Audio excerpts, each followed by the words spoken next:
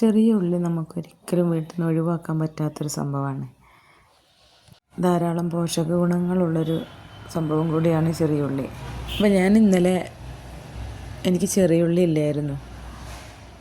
അപ്പോൾ ഞാൻ മാസങ്ങൾക്ക് മുന്നേ വെറുതെ ബോട്ടിലുകളിൽ അങ്ങനെ മണ്ണ് നിറച്ച് നിന്നപ്പോൾ ഉള്ളി ചെറുതായിട്ടിങ്ങനെ നശിച്ചു പോകാൻ തുടങ്ങി. അപ്പോൾ അതിൻ്റെ ചെറിയ ചെറിയ കുഞ്ഞു കുഞ്ഞു ഉള്ളികൾ കൊണ്ടുപോയിട്ട് അതിൽ നട്ടതായിരുന്നു.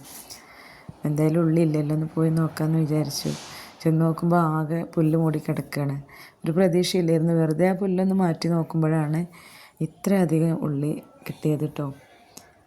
അത് ബോട്ടിലിങ്ങനെ മണ്ണ് നിറക്കാൻ തന്നെ കാരണം ചട്ടികളിലൊക്കെ ആക്കിയപ്പോൾ കുറച്ച് മണ്ണ് ബാക്കിയായി.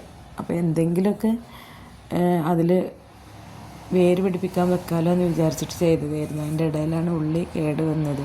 അപ്പോൾ ഞാനത് കൊണ്ട് വെറുതെ നട്ടതാണ്. പിന്നെ ഞാനത് നോക്കിയിട്ടുമില്ല.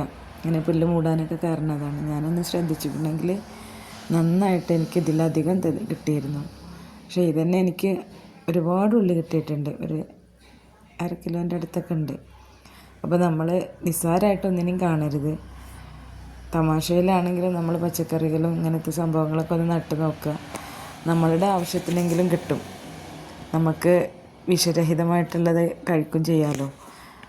അപ്പം നമുക്ക് അധികം ചിലവില്ല, അധികം ജോലി ചെയ്യണ്ട, പെട്ടെന്ന് ഉണ്ടാക്കിയെടുക്കാനും സാധിച്ചു. നിങ്ങളിതുപോലെ ഒന്ന് ചെയ്ത് നോക്കൂ.